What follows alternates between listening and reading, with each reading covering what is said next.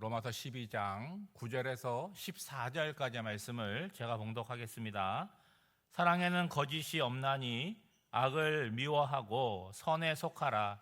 형제를 사랑하여 서로 우애하고 존경하기를 서로 먼저 하고 부지런하여 게으르지 말고 열심을 품고 주를 섬기라.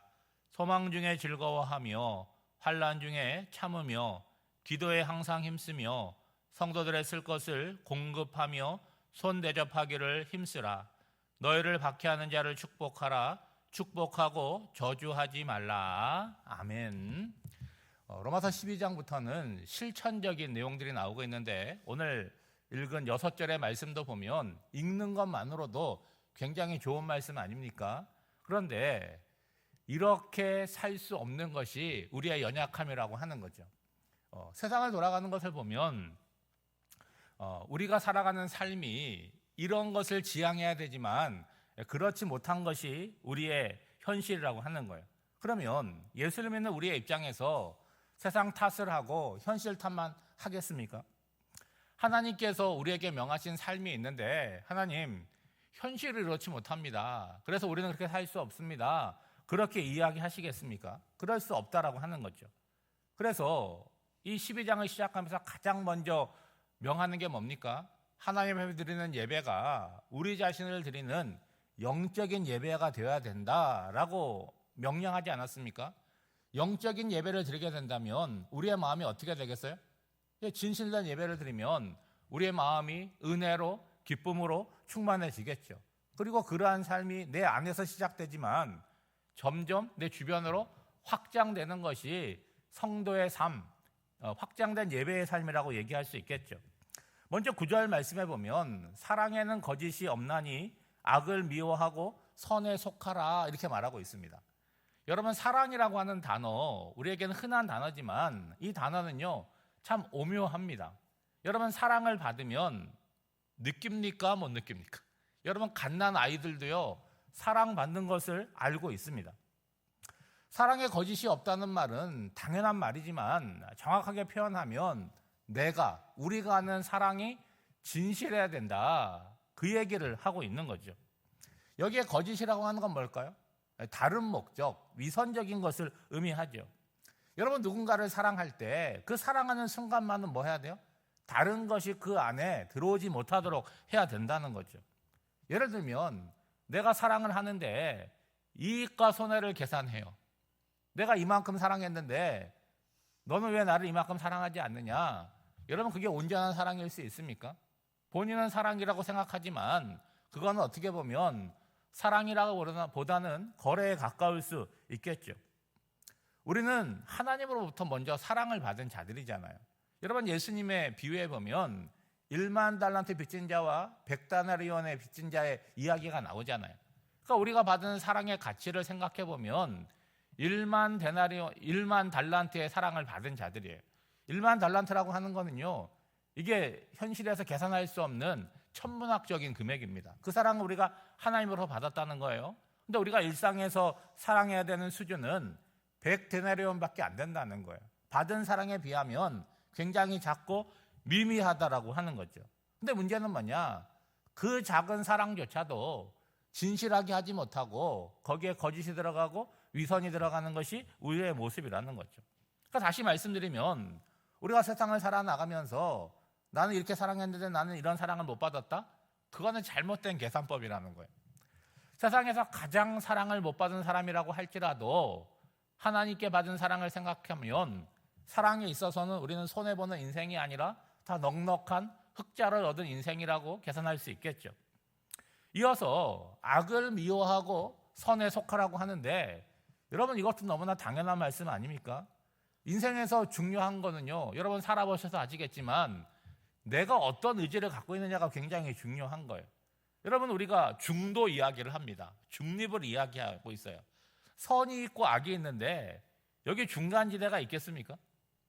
나는 선도 싫고 악도 싫고 나는 딱 중간이다. 이건 말이 안 되는 거예요. 여러분, 예를 들어서 내가 선과 악의 중간에 있다고 생각해 보세요. 여러분, 얼마나 위험한 자리에 있는 것입니까? 선으로 간다 그러면 문제가 없겠지만 어디에 위험성이 있어요? 악으로 갈 위험성이 있다는 거죠. 여러분, 선한 것을 붙든다, 선한 것에 속한다는 건 뭐예요? 악을 버리고 악과 멀어진다는 의미를 갖고 있습니다. 여러분, 에베소서 4장에 보면 실제적인 이야기를 하는 거예요. 도둑질을 하던 사람이 있으면 도둑질을 멈추는 것에 끝나서는 안 된다는 거예요. 여러분, 도둑질을 멈추는 자리에 있다는 건 뭐예요? 잠시 쉬고 있을 수 있잖아요. 언제든지 도둑질을 할 수 있어요. 그러니까 어떻게 권면을 하냐면 도둑질 하던 손으로 뭐 하라는 거예요? 자기 손으로 일을 해서 선한 일을 하고 남을 돕는 자리까지 나가라는 거예요. 그게 뭡니까? 악을 미워하고 선에 속하는 거예요. 그러니까 우리는 선과 악에 있어서는 극단으로 치우치는 인생이 돼야 된다는 거예요. 어느 극단입니까? 선의 극단으로 치우쳐야지 악과 멀어지게 되는 거죠. 여러분, 10절 말씀에 보면 또 당연한 얘기가 나옵니다. 형제를 사랑하여 서로 우애하고 존경하기를 서로 먼저 하고. 여러분, 형제 사랑, 우애, 존경, 이 당연한 말을 왜 성경에 기록해 놓았을까요? 실제로는 잘 안 되기 때문에 그러는 거예요. 여러분, 왜 안 됩니까? 그것을 대하는 나의 태도가 수동적이기 때문에 그래요. 소극적이기 때문에 그럽니다. 그러니까 너가 먼저 나를 사랑해주고 너가 먼저 나를 좋아해주고 나를 존경해주면 내가 한번 생각해 볼게. 나도 뭐 사랑하게 되겠지? 나로 너를 존중하게 되겠지? 언제나 그런 자세에 있다는 거예요. 그러니까 오늘 나의 선택을 누구한테 미루는 거예요? 상대방한테 미루는 거예요. 그 사람이 어떻게 하느냐에 따라서 나의 행동이 결정된다 그러면 여러분 얼마나 답답한 삶을 살게 되겠습니까? 늘 방어적이겠죠. 그리고 부정적인 입장에 서 있지 않겠습니까? 이렇게 살 수는 없다는 거예요. 그러니까 지금 바울이 얘기하는 건 뭐냐? 이 10절의 말씀에서 중요한 거는 먼저 하라는 거예요. 그러니까 선제적으로 살아가라는 거죠. 선제적으로 어떻게 해요? 능동적으로 먼저 사랑하고 먼저 존경해 주라는 거예요. 그러면 여러분 이런 우려가 있지 않겠습니까? 내가 먼저 사랑해 줬는데, 내가 먼저 존경해 줬는데 그가 나한테 그렇게 안 해주면 내가 상처받지 않겠느냐 하는 거예요. 여러분, 상처받을 것을 미리 걱정해서 어떻게 인생을 살겠습니까? 나는 뭐 하면 되는 거예요? 내가 할 도리를 내가 먼저 하면 되는 거예요. 상대방의 반응은 그 사람에게 달려있는 거지 내가 통제할 수 없다는 거죠. 여러분, 11절 말씀입니다. 부지런하여 게으르지 말고 열심을 품고 주를 섬기라는 거예요. 여러분, 이 11절 말씀을 원문에 따라서 신앙적으로 해석을 하면요, 우리말 성경에 보면 이렇게 얘기하고 있습니다. 성령으로 뜨거워진 마음으로 주를 섬기십시오. 여러분, 신앙을 포함해서 세상의 대부분의 일들은요, 그것을 대하는 나의 마음에 달려 있습니다. 여러분, 조금 의미 있는 일도요, 내가 의미를 두지 않고 대충 하면 아무것도 아닌 일이 돼요. 그런데 사소한 일도요, 내가 마음을 담고 정성을 담아서 하면요, 그건 특별한 일이 되고 의미가 있는 일이 되는 거죠. 무엇보다도 이 하나님의 일, 신앙의 세계는요, 성령께서 역사를 하십니다. 여러분, 교회에서도 어떤 큰 일이 있고 어떤 작은 일이 따로 있는 것이 아니에요. 내가 작게 생각하면 작은 일이 되는 것이고 내가 중요하게 생각하면 중요한 일이 되는 거죠.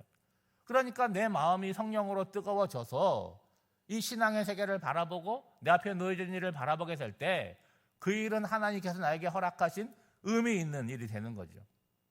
그러면 내가 수고를 감당해요. 그 수고가 전부가 아니라 그 위에 하나님께서 뭐 하는 거예요? 하나님의 역사가 그 위에 나타나는 거예요. 이게 여러분 신앙생활 하다 보면 경험하게 되는 은혜의 신비이고 신앙의 신비라고 하는 거예요. 그래서 인간적인 계산으로 보면 그거 안 돼, 머리 흔들게 되지만 믿음을 갖고 함께 기도하면 이루어지는 일이 신앙 안에는 굉장히 많이 있다는 거죠. 12절 말씀도 마찬가지입니다. 소망 중에 즐거워하며 환난 중에 참으며 기도에 항상 힘쓰며. 여러분, 소망이 나오고 또 인내가 나오고 기도가 나오는데 어떠한 상황을 이야기하는 것 같아요? 일상적인 상황, 좋은 상황, 평안한 상황이 아니잖아요. 어려움을 이야기하는 거죠. 여러분, 소망이 필요할 때는 언제입니까? 현실의 상황이 어려울 때요. 소망이 필요할 때입니다. 근데 소망이라고 하는 건 과거, 현재, 미래 가운데 어디에 속한 거예요? 미래적인 거라고 하는 거예요. 여러분, 소망이 즐거우려면 내 마음의 소망이 어떻게 돼야 돼요? 긍정적으로 자리 잡아야 되는 거예요. 우리가 좋아하는 성경 구절 가운데 할 수 있거든이 무슨 말이냐? 믿는 자에게는 능치 못한 일이 없느니라 할 때 우리가 아멘 하잖아요. 여러분, 예수님께서 이 말씀하셨는데 이 말씀의 근거가 뭡니까? 예수님 자신이잖아요. 그러니까 신앙인의 소망이라고 하는 거는 아주 잘 될 거야, 이런 정신승리가 아니라는 거예요. 하나님께서 우리 삶을 주관하신다는 그 하나님에게 근거를 둔 소망이어야 된다는 거죠. 자, 환난 중에 소망을 품습니다. 그런데 뭐라고 얘기를 하냐면 참으라고 이 얘기를 해요. 여러분, 뭘 참는다는 거예요? 사람이 어려움을 당하면요, 어떻게 반응을 많이 보이냐면 부정적인 태도를 보인다는 거예요. 그리고 감정적인 반응을 보입니다. 뭐 혹시 여러분에게도 그런 경험이 있는지 모르겠지만 내가 기분이 나쁘고 마음이 상하면요, 나도 모르게 저절로 내 속에는 화가 밖으로 나와요. 그래서 하지 말아야 될 말을 하고 그리고 하지 말아야 될 행동을 합니다. 그래서 막 뭔가를 이렇게 화풀이를 하고 나면 그 순간은 시원하지만 내 감정이 가라앉으면 어떻게 되는 거예요? 후유증이 있다는 거예요. 부끄러워지고 후회가 생긴다는 거죠.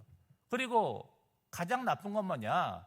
나의 상한 감정이 내 안에서 끝나지 않고 내 주변 사람 누구예요? 대부분 내가 다 아끼고 사랑하는 사람들에게 확산을 시켜버리는 일들이 생긴다는 거죠.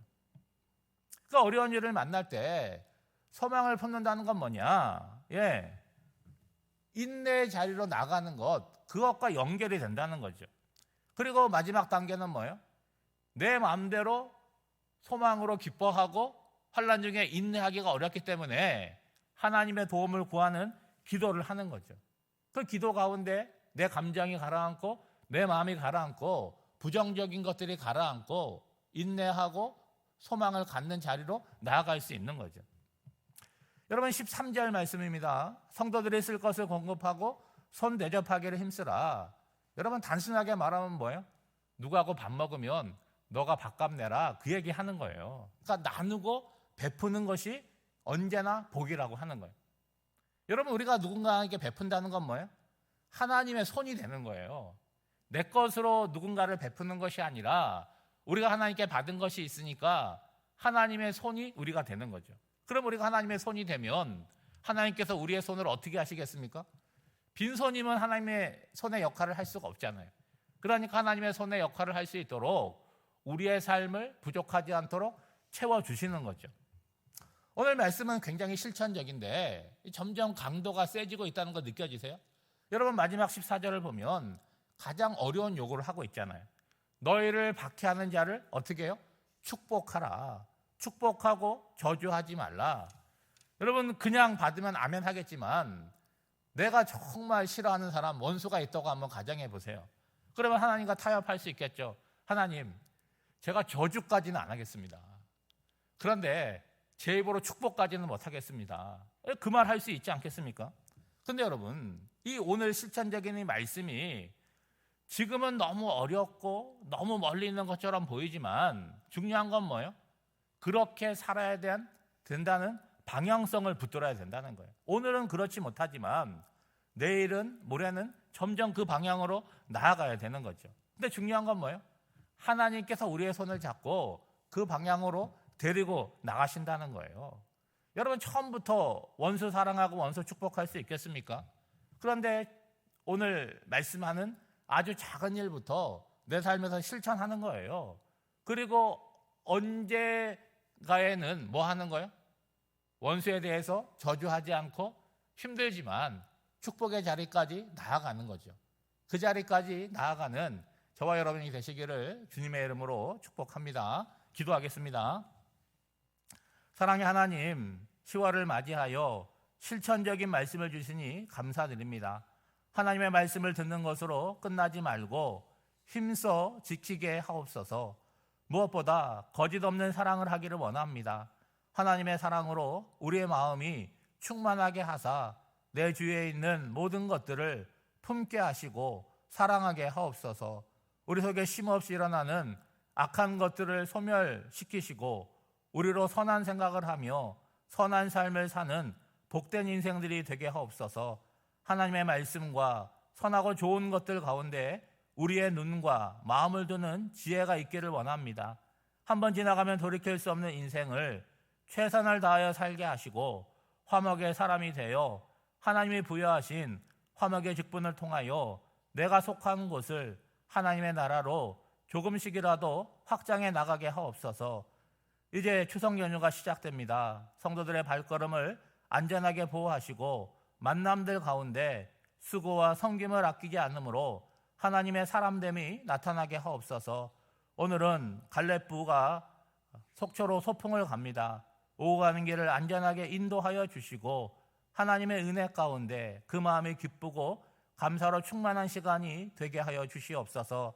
장례를 치르는 가정이 있사오니 다시 만남과 부활의 소망으로 위로하여 주시고 장례가 은혜 가운데 잘 치루어질 수 있도록 인도하여 주시옵소서. 사랑하는 성도들, 오늘 한 날도 각자의 삶의 자리에 살아갈 때에 주님과 동행하는 복된 한 날이 되기를 간절히 바라옵고 나오며 이 모든 간구를 예수님의 이름으로 기도하옵나이다. 아멘.